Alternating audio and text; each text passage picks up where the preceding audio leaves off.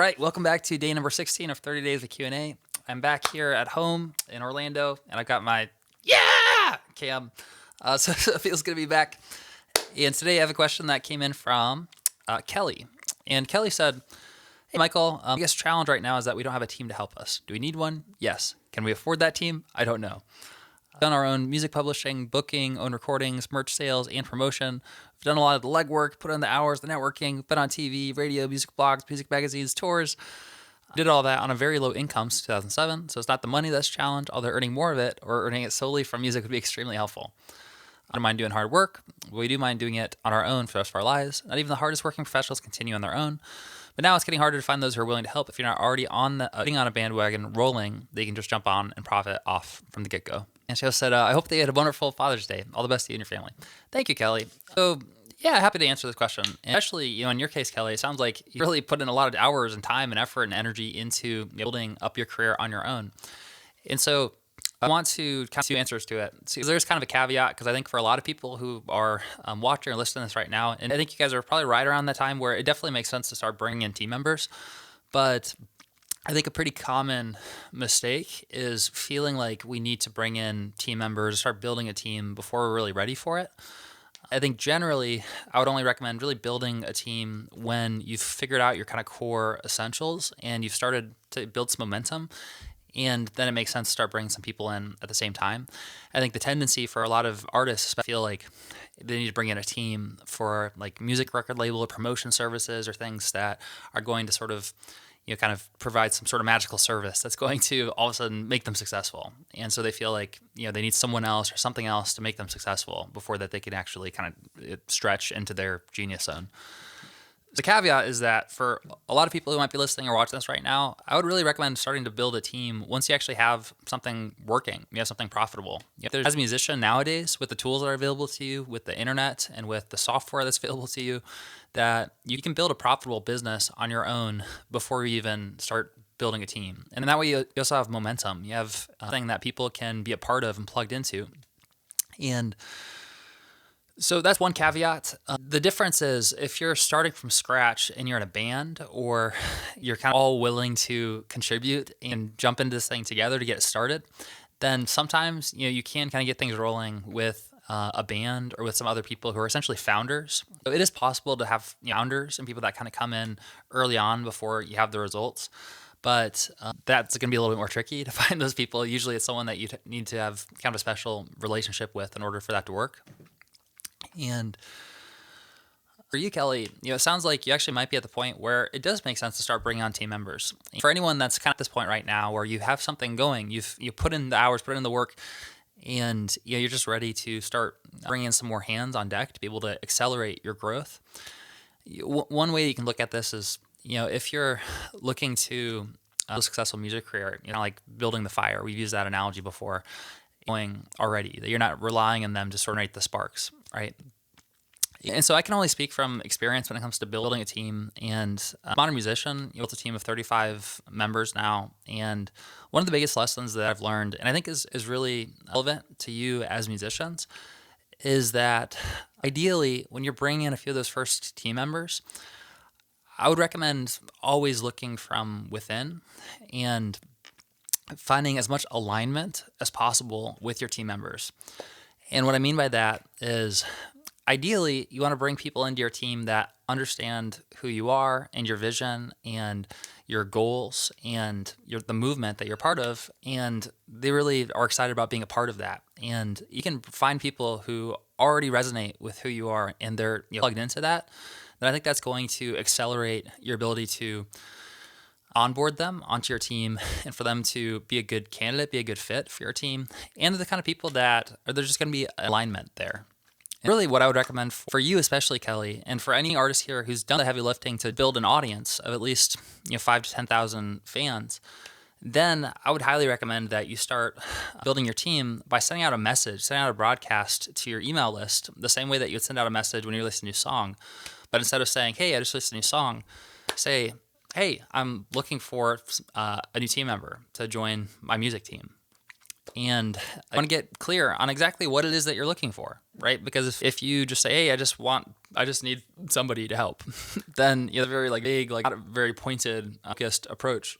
Whereas if you get really clear on what exactly is the role that you're looking for, what is it that you need help with, what are the characteristics, what are the traits that they're going to need for to be a good fit for that role, then I think that's going to help you to really kind of cut through the noise and speak directly to that person.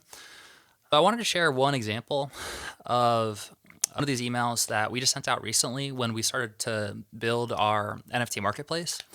And this is really where I'd recommend starting out for a lot of you, if you're just getting started building your team, is to send out a message to your list that says something like this. Hey, I'm looking for blank to join our team. And this is where you can get really specific.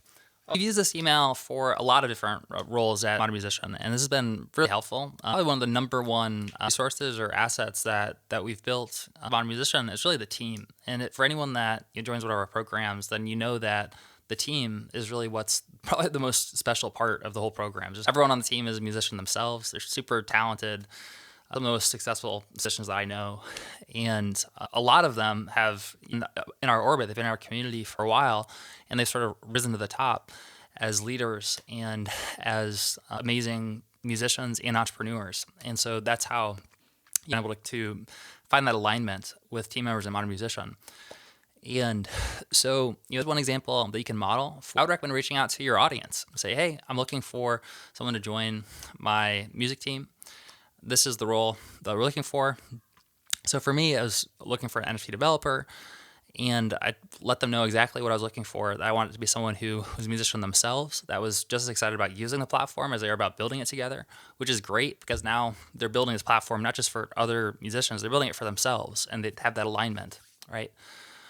An upbeat, fast learner with a knack for problem solving, getting things launched quickly and successfully.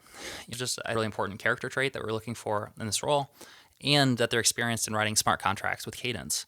And this is a specific technical skill that they needed because we were building a NFT marketplace on Flow. And so you do something very similar for reaching out to your existing audience.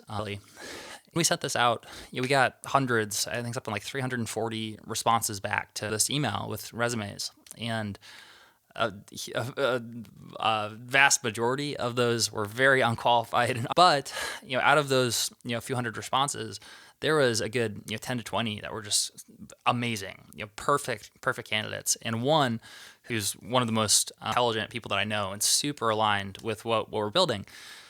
And so this is a great way to basically reach out and start building that team from within. And I would highly recommend that when you're starting this, you're doing a project, you have some sort of test project that ideally is some sort of real world scenario. So you have an actual project that you want them to be involved with, but you can use that as sort of a beta test. And ideally, if you're actually sending this to your fans as well, then if they're a fan of your music and they're really interested in one of your diamond offers, so private party experience or coming out to the studio and getting to record one of your songs, or going on a retreat somewhere, right? If there's like a $5,000 or $10,000 offer that you have for your diamond level, then you can actually offer that as compensation for a test project. And I'm a huge fan of doing things like this because it really attracts that alignment, right? Because if you can do a trade of service like that, that means that person must value you and value your music and your vision enough that just saving that's going to be something super valuable for them. And likely because you're getting those at cost, you can give them a better value for their time than they would get if you're just paying them in cash. That's one of the benefits of having a higher ticket offer, is that you can start to offer things like that in exchange for projects like this. And then afterwards, based on results, this is basically saying after we do this test project, if we're a good fit, then there might be an opportunity for a longer term relationship. And we just had a simple survey here for them to submit in order to apply for the job. So why do you think you'd be a good fit for the opportunity and joining the team? Experience do you have with the actual tools that we need this role for? And what impact, if any, has Modern Musician had in your life and your music career? Anything else you want us to know? And then also having a link to either their personal Facebook or Instagram profile. Sometimes that's important just so you can get a good sense for someone based on their personal life. Someone is I don't know, has like guns in their profile picture and they're like smoking a joint. Not that there's anything wrong with smoking joints, but like, there's a gun and like smoking joint in their profile picture might not be the person that you're looking to bring onto your team. So that's just a quick walkthrough of our process for recruiting team members. And this is something that's been a huge game changer for us. And Kelly, hopefully this is helpful for you too, in terms of finding people who are most aligned with your music already and who honestly, they're just gonna be excited to raise their hand and contribute and be a part of what you're doing.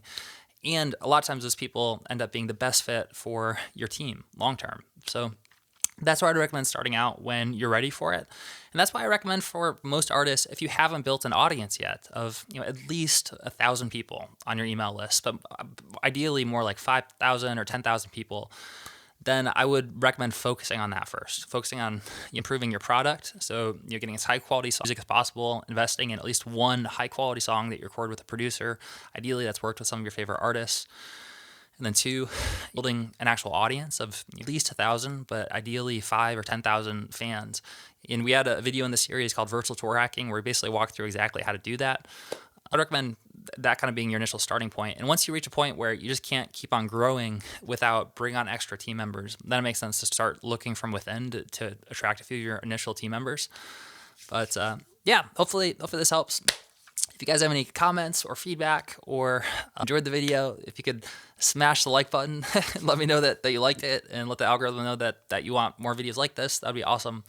If you have any questions that you'd like me to answer for you personally, you can click on the link in the description to submit a question and then actually come on here live. Now I'm back at home. It's going to be a lot easier for me to do our live Q&As without me being like on the road halfway through it. So I'm happy to connect more there.